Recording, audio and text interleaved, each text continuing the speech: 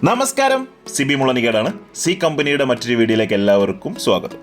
തിരുവനന്തപുരം എക്സിബിഷന് അന്ന് കളക്ട് ചെയ്യാൻ സാധിക്കാത്ത കുറച്ച് വസ്തുക്കൾ ഇന്നെനിക്ക് ബസ്സിൽ കൊടുത്തുവിട്ട് ഇവിടെ ഞാൻ കളക്ട് ചെയ്തു. അപ്പോൾ അതൊന്ന് പരിചയപ്പെടുത്തുകയാണ്. 1116 തിരുവിതാംകൂർ ഹാഫ് റുപ്പിയാണ്.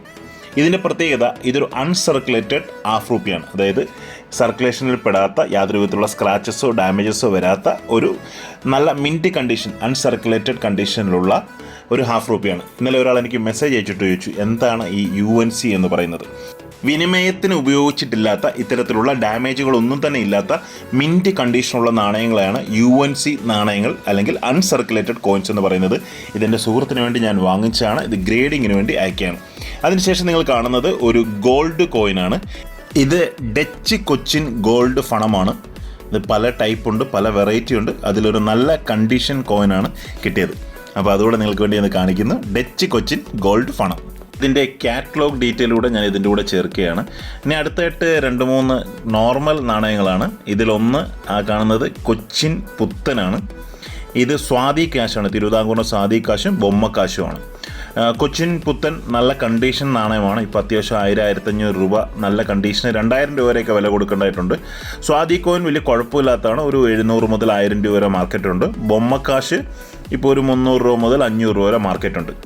അടുത്തതായിട്ട് കിട്ടിയത് ഒരു കാശിൻ്റെ നാണയമാണ്. എനിക്ക് ഈ ഹോൾഡർ കാണുമ്പോൾ തന്നെ അറിയാം, ഇത് അമേരിക്കൻ ഹോൾഡറാണ്. അപ്പോൾ ഇത് ഇന്ത്യക്ക് പുറത്തുനിന്ന് ഇന്ത്യയിൽ വന്ന ഒരു കാശ് നാണയമാണ്. ഇതും ഒരു അൺസർക്കുലേറ്റഡ് നാണയമാണ്. ഇപ്പോൾ UNC ഒരു കാശിനൊക്കെ ഏകദേശം 500 രൂപയോളം വില എത്തിയിട്ടുണ്ട്. ഇനി കുറച്ച് നോട്ടുകളാണ്.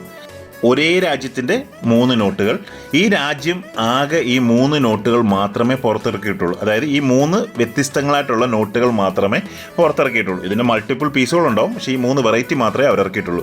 ഈ രാജ്യത്തിൻ്റെ പേരാണ് ലിച്ചസ്റ്റെയിൻ. ലിച്ചസ്റ്റെയിൻ ആകെ ഇറക്കിയിരിക്കുന്ന ഈ 3 നോട്ടുകളാണ്. ഇതിൽ ഒരുപാട് ഫേക്ക് നോട്ടുകൾ മാർക്കറ്റിലുണ്ട്. അത് നമുക്ക് തിരിച്ചറിയാൻ ഈ പേപ്പർ ക്വാളിറ്റി, ഇതിനൊരു തിക്നെസ്, നമുക്ക് സ്ഥിരമായിട്ടൊരു തിക്നെസ് ഉണ്ട്.